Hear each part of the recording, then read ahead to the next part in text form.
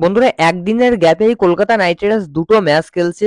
14 April Lucknow super জায়েন্টের বিরুদ্ধে match খেলেছে এবং 16 এপ্রিল আগামীকাল কিন্তু রাজস্থান রয়্যালসের বিরুদ্ধে ম্যাচ খেলবে। তো এই ভিডিওতে আমরা কলকাতা নাইট রাইডার্স বনাম রাজস্থান রয়্যালসের ম্যাচ নিয়ে কথা বলবো। আর এই ম্যাচটা কিন্তু একটা মারাত্মক ম্যাচ হতে চলেছে, কেননা এই ম্যাচটা খেলবে বেস্ট ভার্সেস বেস্ট, অর্থাৎ পয়েন্ট টেবিলের 1 নম্বর দল এবং 2 নম্বর দল।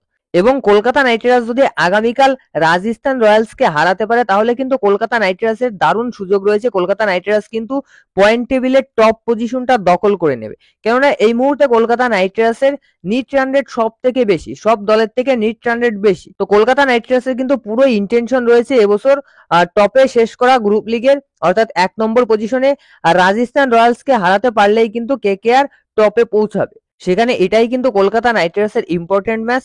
তো যাই হোক, কলকাতা নাইট রাইডার্স আগামী ম্যাচে রাজস্থান রয়্যালসের বিরুদ্ধে প্লেইং ইলেভেনে কি কোনো পরিবর্তন করবে? প্রথমত আমরা গত ম্যাচে কিন্তু একটা জিনিস দেখেছি, সেটা হচ্ছে রিঙ্কু সিং কলকাতা নাইট রাইডার্সের বেস্ট ফিল্ডার হওয়া সত্ত্বেও রিঙ্কু সিংকে কিন্তু ইম্প্যাক্ট প্লেয়ার হিসেবে খেলিয়েছে, রিঙ্কু সিংকে দিয়ে ফিল্ডিং করায়নি। তার কারণ হচ্ছে বন্ধুরা, রিঙ্কু সিং কিন্তু সামান্য ইনজুরিতে রয়েছে।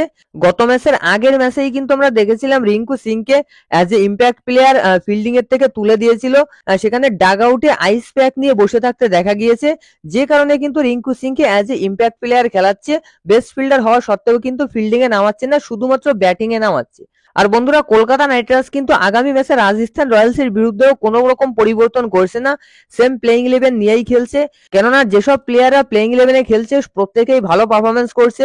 গত ম্যাচে প্রত্যেকটা প্লেয়ার ভালো পারফরমেন্স করেছে। রামানদীপ সিং এবং বরুণ চক্রবর্তীর ফিল্ডিং এ অসুবিধা হচ্ছিল, সেখানে গত ম্যাচে কিন্তু রামানদীপ সিং দারুণ দুটো ক্যাচ ধরেছে, একটা ডিপো ফুটার ক্যাচ মিচেল স্টার্কের বলে, আর একটা আন্দ্রে রাসেলের বলে হচ্ছে কেএল রাহুলের ক্যাচ।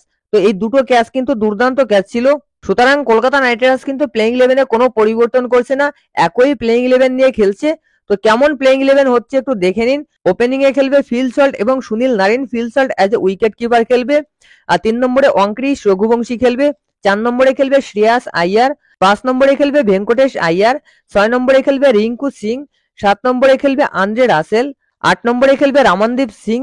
9 নম্বরে খেলবে মিচেল স্টার্ক। 10 নম্বরে খেলবে হর্ষিত রানা এবং 11 নম্বরে খেলবে বরুণ চক্রবর্তী। এটাই কিন্তু কলকাতা নাইট রাইডার্সের মেইন প্লেইং ইলেভেন হবে যদি কলকাতা নাইট রাইডার্স প্রথমে ব্যাটিং করে। সেখানে প্রথমে ব্যাটিং করলে ইম্প্যাক্ট প্লেয়ার হিসেবে খেলাবে বৈভব অরোরাকে, আর যদি সেকেন্ডে ব্যাটিং করে তাহলে প্লেইং ইলেভেনে থাকবে বৈভব অরোরা, আর ইম্প্যাক্ট প্লেয়ার হিসেবে খেলাবে রিঙ্কু সিংকে।